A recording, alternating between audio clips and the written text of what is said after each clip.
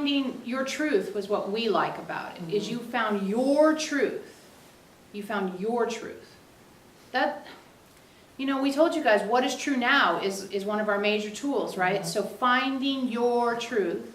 And then once you had your truth, you were in your center, you were in your energy, you had your feet under your shoulders, an aha came to you. Yeah. Haven't we been talking about this for like, right? 10 years. This sort of been, this is like, you feeling a theme here? Okay, good. Just checking. And I started going into some stories about him.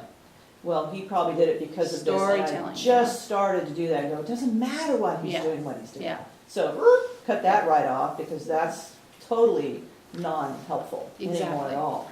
The storytelling thing. And if you're stopping telling stories, I know, huh? then it's really sinking in. Like, wow, huh? If Randy's not telling stories. I mean, I figured for me, I started getting into the storytelling and it was immediate latched into suffering.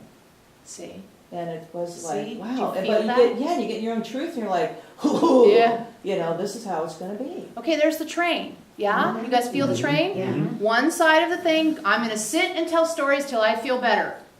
You never feel better. You never feel better. Because who cares about what his story is, and you'll never know anyway. And it doesn't, the thing is even if you know his story, it doesn't fix you. Right. And he matched me.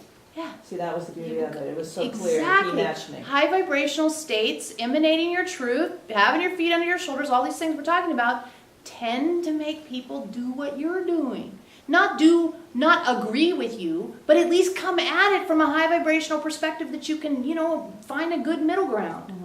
And going into it, my key thing with this whole experience was I was bound and determined to not present myself in a victim position at all. Yeah. And just, this is just how it is. This is See, and what's interesting is because, you know, we talk about getting out of duality.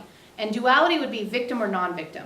What you didn't, there's not a duality position here. There's duality or victim is an option, and my truth is my choice. And your truth and victim are not opposites, right? That's not the opposite. It's a whole other it's a whole other third thing. Because I'm a victim or I'm a perpetrator. Those are the opposites. The third thing is I'm in my truth. Oh, okay, I see. Right? Yeah. You get it? Yeah, yeah. Yeah.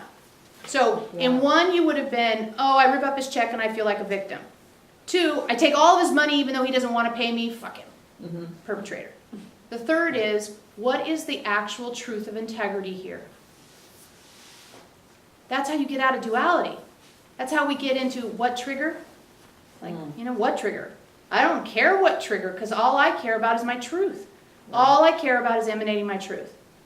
Trigger is not where it is interesting.